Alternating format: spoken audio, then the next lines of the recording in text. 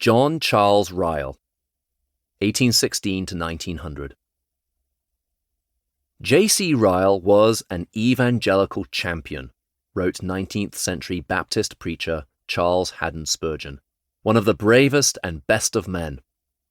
How did an Anglican bishop get such high praise from his nonconformist contemporary, a preacher who was unsparing in calling out the errors of the Church of England?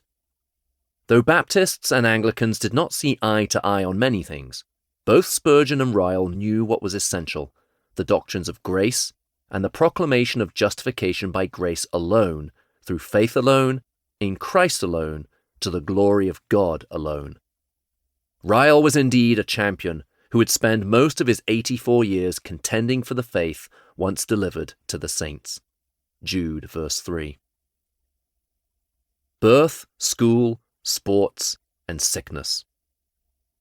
Born May 10, 1816, John Charles Ryle was the eldest son of wealthy parents.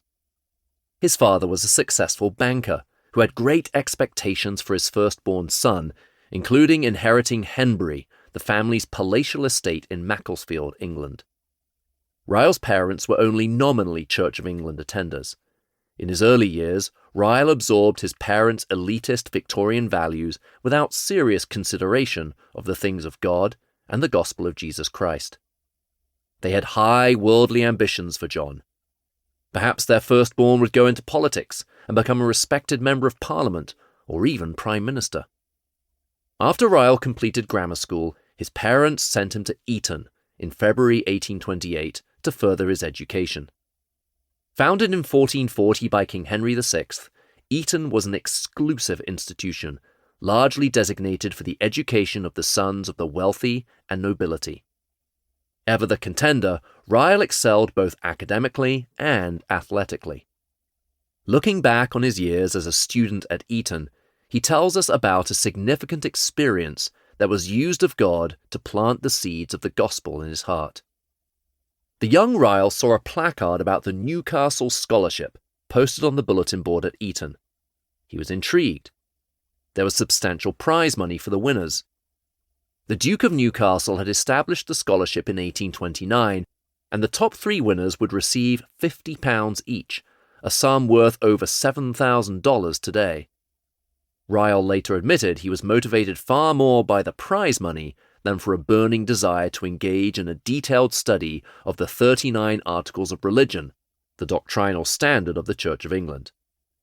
Nevertheless, Ryle threw himself into the research and did well, but not well enough. He came in 4th place. He was deeply disappointed at working so hard but missing out on the prize money. Years later, however, reflecting on this episode in his young life, Ryle would write in his book, Knots Untied, "The beginning of any clear doctrinal views I ever attained myself was reading up the 39 Articles for the Newcastle Scholarship and attending a lecture at Christ Church, Oxford, on the Articles by a college tutor. I shall always thank God for what I learned then. Before that time I really knew nothing systematically of Christianity.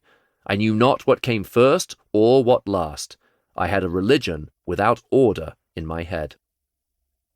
When he arrived at Christ Church College, Oxford, to begin his university studies, Ryle quickly distinguished himself as a champion athlete.